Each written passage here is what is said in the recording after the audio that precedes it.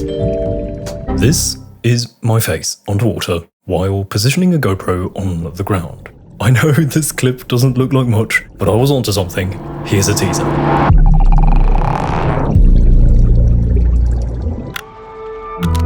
This is one of the many shots I got for a little campaign video that I shot for GoPro, and in this video I'm taking you with me through the creative process from start to finish. That means planning, shooting, problem solving, attaching the GoPro to fun places, and post-production. And at the end, I will of course show you the final result. If that sounds interesting, I invite you to come along. Let's go.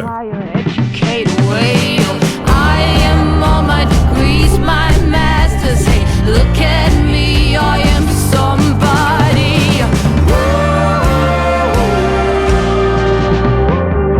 This story begins a couple weeks ago when I received a surprise message from GoPro. This was special for me because GoPro is actually a brand I've always wanted to work with. Older viewers of my channel will know that I've been a GoPro user for a long time. I shot my first POV photography videos back in 2019 with this GoPro Hero 8. Last year, I upgraded to the GoPro Hero 12, and now, after many years of simply being a quiet fan using a GoPro for my work, I've somehow received a message from them in my inbox. So what was it about? GoPro recently released a brand new camera, and it's not another GoPro Hero, it's something different than what they've made so far. The GoPro Mission 1 Pro. I'll get into more details about what makes this camera different later, but essentially it's a slightly bigger GoPro with a bigger sensor and ridiculous specs. It's intended for people like me, who use GoPros but also want to really push the camera to the limits to get the best possible footage. So not really a casual shooter, this one is for the filmmakers. And that is what I need to get across in a little video campaign. My mission is to create a 30 to 60 second video campaign that gets this across, so step one was of course to come up with a concept. I had a couple ideas, of which many had one rather consistent theme. I was thinking that a good angle to come from would be to impress the viewer with footage coming from this tiny camera. But not simply impressing with crazy action, that's what GoPro is known for. We already know that GoPro is the tool to capture wild action POV videos, but the GoPro Mission 1 Pro wants to be more than that, and so that's what I want to show. I want to demonstrate how good the camera is without relying on the natural fascination that comes with footage of someone skydiving or skiing off a cliff. Something that I think always works well for these kind of campaigns is a simple tagline to combine with the footage. I had a few variations of taglines to get the point across and ended up settling for this one. The tiny cinema camera that goes anywhere. I like how this tagline combines that GoPro is capable of incredible video quality while still being an action camera that is built in a way that it can essentially go anywhere. So with the concept and tagline decided, the next step was to actually come up with the video that I want to shoot. Planning this video was an interesting process because of a couple unusual limitations that I'm not used to working with, but I was happy to take on the challenge. Naturally, because it's a GoPro I'm working with, there are a few things I have to keep in mind. Firstly, all of my shots are going to be wide-angle shots. Also, I'm working with a fixed aperture.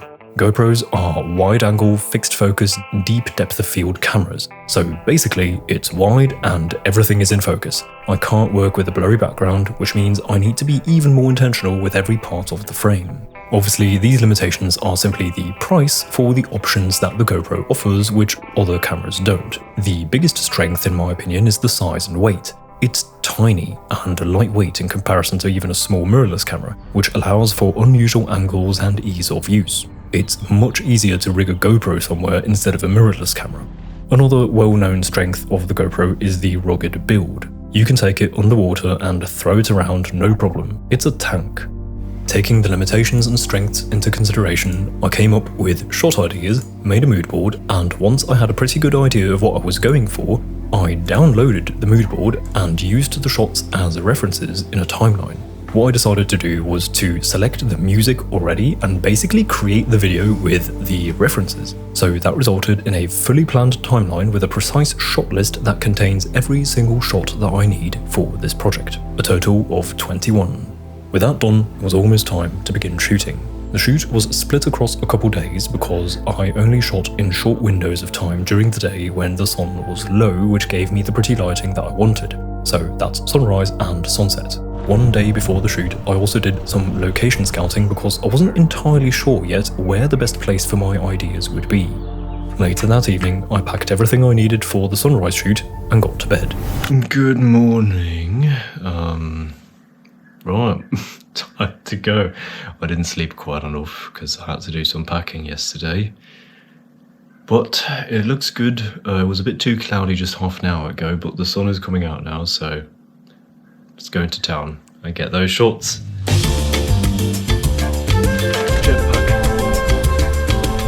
So I had got up at 5:30, only to be disappointed by a mildly cloudy sky.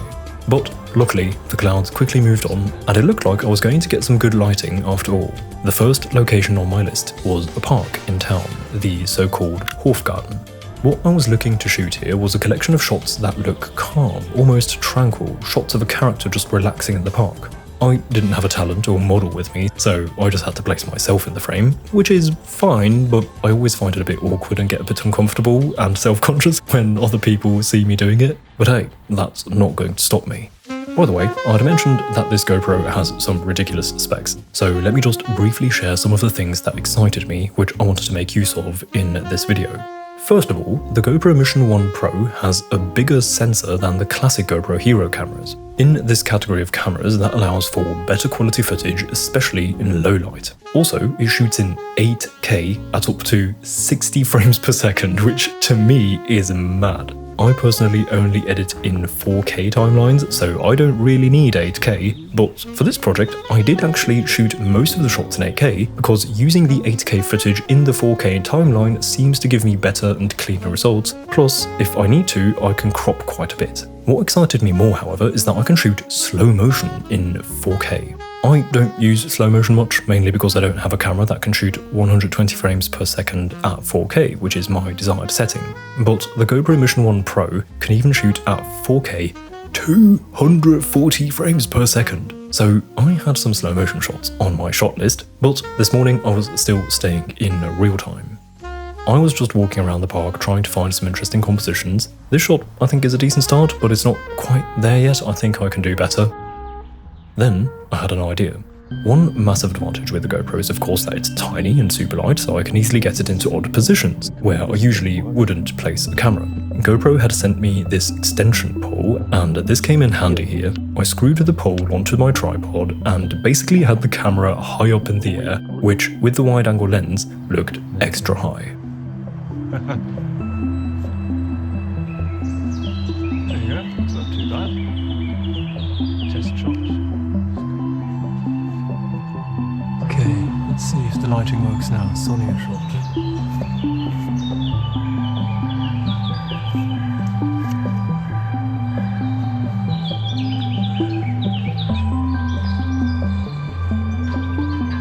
I think this one is actually pretty cool. I was trying to work with the shapes created by the light and shadow in the grass. I think this is a pretty good shot. Okay, let's see if we can find anything else to shoot. My approach to the shoot was to just get as many shots like this, ones that I think are at least pretty good, and then figure out in post which ones to actually include in the video. I then decided to move on to a different spot in the park and just look for the interesting pockets of light, and found this here, which I think looks really cool. I love the composition here, with the long shadows of the trees coming towards the camera and a spot of light that leaves an open space for me to place the subject, myself, inside of. It's a neat frame. Also, I like that the sun is peeking into the frame. That's a nice touch. And that is how I continued my morning, finding more fun little bits of light to play around with. Here I found a beam of light coming through the tree which worked really well as a sort of spotlight. So I set the camera to underexpose the shot so that everything becomes a little darker and only the bit in the spotlight is actually bright, which I think created a lovely effect. Another day shooting this project for GoPro. I still feel like I'm missing most shots, which is the reality, and today, hopefully, I'm going to make some great progress. I'm going to start at 2 o'clock in the afternoon, should be done about 9 PM in the evening, so that we get that nice transition from the afternoon light to the sunset light and then a little bit of blue hour. The first shot I wanted to get was a shot of some trees zooming by the camera, so to achieve that I attached the GoPro to Mellie's car, which she kindly let me borrow for this. Okay, recording.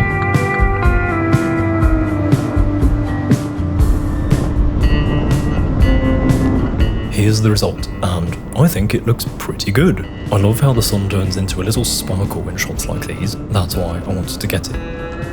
After that, I also got this shot, but I think this one didn't really work out as well. It's fine, but the lighting is just too harsh for this one to work well. This would work better later in the day. After that, I continued my drive to the main location of the day. Alright, I've arrived at the location. We have a bit of an issue. It's not big, I think it should be alright. The sun is being a little tricky. It's behind that cloud, so currently it's just coming out again. I need the sun reliably for these shots. It's still a bit early, it's still quite high as you saw. I'm hoping for a bit more of a sideways golden hour look, and this is where I want to get the bulk of the following shots. Alright, the sun hasn't come out yet, but let's get into position so that when it comes out, I just hit record and we get going. Let's give it a try. I'm not sure if it's actually going to work out, but by the time we get to the shot, I think it should be sunny. So I thought this particular stretch of the road was ideal for a couple car shots that I had planned. One shot I wanted to get was this here, which shows the GoPro attached to the car. However, in this lighting, it just doesn't look particularly great. You know, it's fine, but it's not good. And I'm trying to make this look good. So for now, mission not accomplished just yet. I then used the suction cup again for a different shot, a classic that you will have seen many times before. Okay, we're recording. At this perspective. I think this shot turned out pretty cool, but again, I feel like there's still plenty of room for improvement, especially with the lighting. Unfortunately, the light is being a bit trickier than I had anticipated, so I'm going to just wait for sunset and get some other shots in between that might be interesting. Let's see what we can find. I found a pretty epic shot actually. Look at this in the foreground and then that there. And so once everything is lit up again, I want to hit record. It's still a bit harsh, but you know, I have time until golden now, so what am I going to do? I'm not just going to sit around. I might as well get a shot that, well, maybe it'll be in the video, I don't know.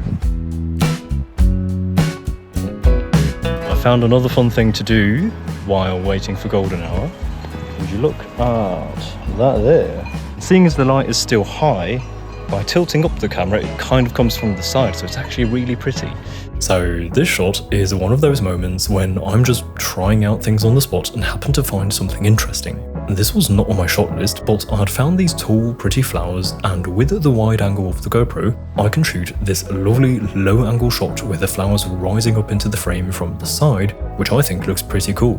I tried this a couple times with various lens settings. In case you don't know, while the GoPro's lens is fixed, you can internally switch between 3 lens settings. There's wide, which is GoPro's standard wide look, but then there's also super view, which is mega wide. I actually like this one for POV shots of me doing stuff. And then there's linear, which is a tighter but still wide lens that aims to be just a more classic wide angle without the extreme wide angle look that action cameras are known for. So for most shots in this project, I was shooting with the linear lens settings. However, for this shot, I did also try out the wider settings so that I can select my favorite later in post. Right, I'm back at this spot. As you can see, the sun is a bit lower. I think I want to tease it out just a bit more, and in the meantime, maybe get some shots somewhere up there. Right, I want to cross the river. I think this spot could work. That should be doable. Oh yeah! So while waiting for the sun to get even lower, I continued to look for some random shots that I might end up using. I tried a couple different shots on this field next to the stream here. This is the first one I got. I think we can agree that I was a bit too close to the camera, so I shot another one, but I thought this was a bit too low, and a slightly higher angle would probably look better. And this one works best in my opinion.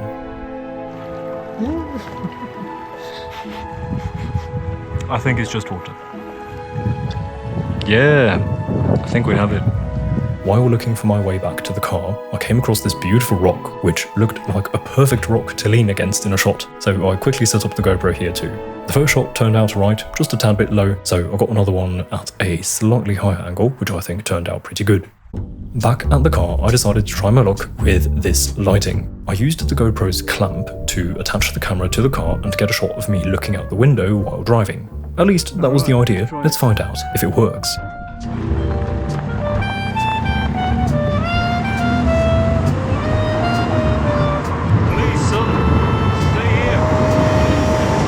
Here you can see, it worked out alright, I'd say. It's pretty cool, with the wind blowing through my hair and making it look rather dramatic. The lighting is a bit too frontal for my taste, but still fine in my opinion. After reviewing the shot, I decided to try the shot of the GoPro attached to the car once more in the better lighting. However, just as I was about to start driving, something unexpected happened.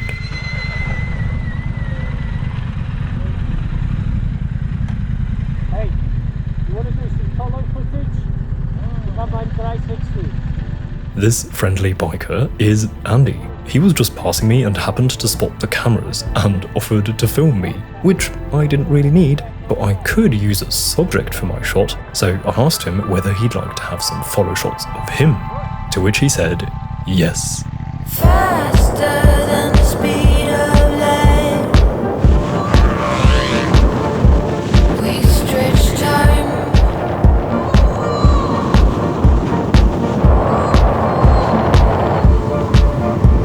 Snare drum pass, wicked sins. And so this unexpected encounter led to a shooting session of us two trying out a couple different angles together. It was my first time doing something like this, driving as a form of camera operation. It was honestly a bit challenging, but really fun, and I think we got some decent looking stuff. It was a really fun session. Thank you to Andy for spontaneously helping me out on this shoot. If you're into motorbikes, you might like his Instagram. I'll leave a link in the description. We shot until the sun set and then parted ways. I was not quite done yet though. There was one more shot I needed that I wanted to shoot during blue hour.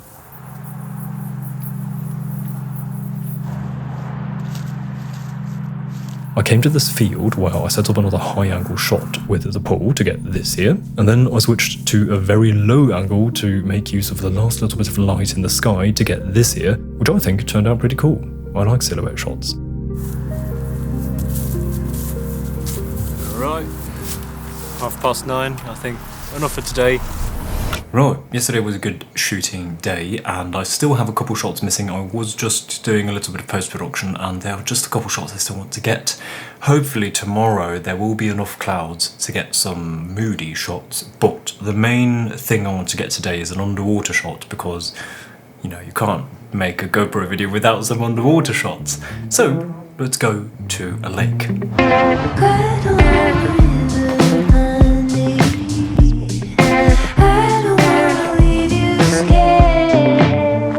By the way, something I haven't talked with you about yet is the camera settings. Well, apart from the resolution and frame rate. To really get the best possible footage from the GoPro Mission 1, I did also make sure to make use of a couple things. Firstly, I shot with GoPro's ND filters. They have a couple different strengths that I can screw onto the camera in order to get the natural motion blur, even on a bright sunny day. Additionally, the camera lets me manually set the shutter speed and the ISO, which I of course took advantage of. Even with the bigger sensor of the GoPro Mission 1 Pro, it is still best to keep the ISO as low as possible, so basically I was always shooting at ISO 100, except for a couple low light shots, which I'll show you in a bit. For the blue hour shots, I did push the ISO to 200 if I remember correctly. Lastly, I also always set the white balance manually to suit whatever I was shooting. For all the daylight shots, I simply kept it at 5500 Kelvin. Alright, made it. There's not much space, but enough to make things work. Alright, I've changed because I want to be swimming, but I think it actually looks better if someone is swimming in clothes because there's more volume, especially because I'm such a skinny boy. So at least that's the theory behind my thinking. And I put on something dark thinking that would contrast. I don't know if it'll work out. Let's try it out. Oh, by the way, this is going to be a bit of a struggle because the water is so cold.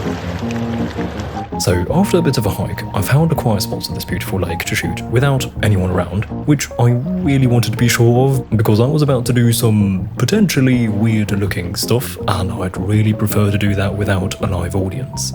My plan here was rather simple. Hit record, place the GoPro on the bottom of the lake, and then do something above the GoPro. Right, let's put it down there.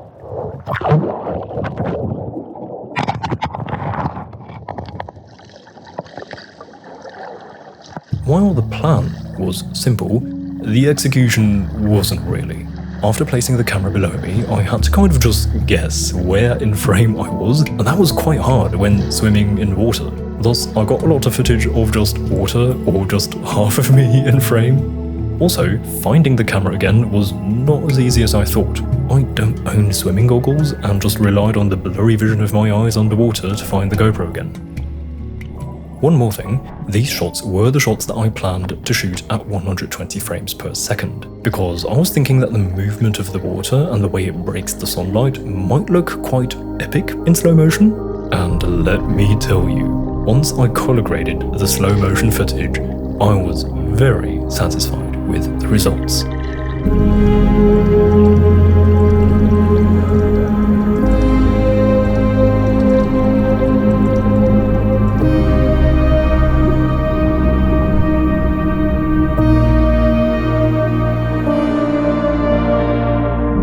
Something I learnt on this day is that shooting underwater is kind of like shooting in the fog. If you know me, you know that I love to shoot in the fog, because it's like a natural filter that makes everything look mysterious or even epic in some cases. It simplifies the frame. I have barely any experience in shooting underwater, but what I learnt on this day is that water is a bit like fog. The water is a massive, beautiful canvas that breaks sunlight, but unlike fog, it doesn't merely soften light, it bends it and creates all sorts of interesting shapes. I will remember this for future projects. At this point, I was getting really cold and shivery.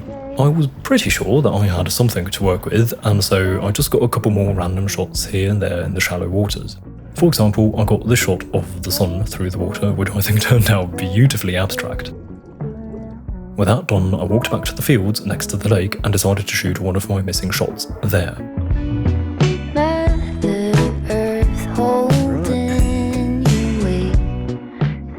This is another one of those situations where I look way more silly getting the shot than the actual shot ends up looking. Here's what this technique was achieving. I thought this might be useful for the edit.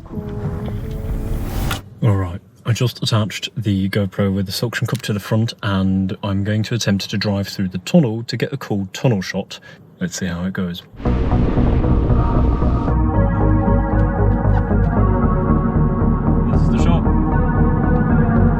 In case you're wondering what on earth this is the shot.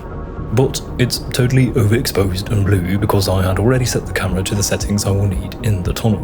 So I had the shutter speed at 1/48th and the ISO at 200 and the white balance at 2300 Kelvin. Outside, this looked useless, but as you can see, once I entered the tunnel, it worked.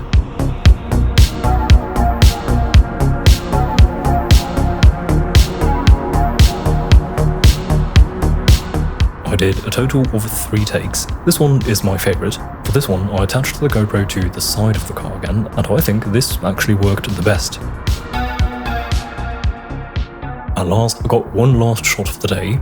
Late in the evening, I drove out to Innsbruck's airport because I knew there was a parking building out there with a rooftop parking area. I was hoping that with the lights there, I could pull off some cool looking car shot maybe. I think it turned out quite alright. With that, I had almost all of my shots crossed off the list, but only almost. I was missing a few shots which I couldn't get because the weather hadn't been cooperating. But with patience came what I was seeking. I had been waiting for a rainy day with low clouds to shoot inside the clouds and get the same effect as shooting in the fog. Unfortunately, the clouds simply weren't as consistent as I hoped for, but I really needed to complete the project, so I simply made the best of what I had. Finally, it was time to put everything together in post-production. This process was fairly straightforward because I already had my timeline, music, and cuts. I just had to decide which shot goes where. This is where I diverged from my original plan thanks to a couple unexpected shots that I hadn't planned for. Like this one, for example. I think it turned out so cool, so I decided to include it instead of something like this which I had originally planned. Also, I was so pleased with the underwater shots that I used those more than originally planned. The colour grading was also fairly simple. I went with my usual vibrant warm look for the sunny shots and for a filmic dark look for the night shots. And for the water shots, I could really push the contrast and darkness. Because the water shots are abstract anyway, a more extreme and mildly abstract looking colour grade works just fine. I added some finishing touches with halation and grain just to give it a slightly more filmic look, but I tried to keep it subtle. To finish things off, I added some extra sound design, the logo, text and details of that sort. And with that, the campaign video was complete. So, here is the final result.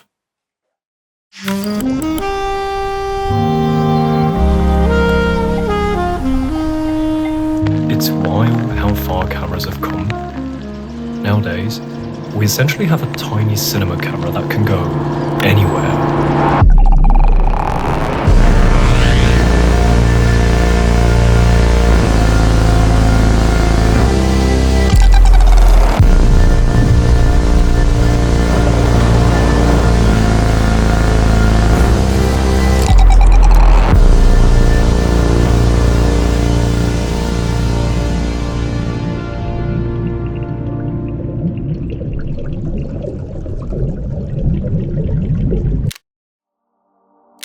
I'm really happy with this. To be completely honest, after my first shoot, I was a little worried that I wouldn't be able to get the shots that I had in my head, that it might be too hard to pull off.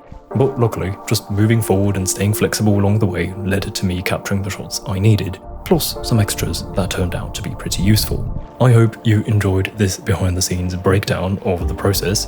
Big thank you to GoPro for working with me on a cool project like this one. If you are interested in the GoPro Mission 1 Pro, you can check it out via the link in the description. Before saying goodbye, I would like to say a massive thank you to the lovely people supporting me and my work on Patreon. Thank you so much to each one of you. If you're interested in Lightroom presets, colour grading tutorials and stuff like that, you can check out my page via the link in the description. Also, I have a print drop by the way, in case that is of interest to you, also in the description. With that said, I hope to see you again soon. Until then, goodbye.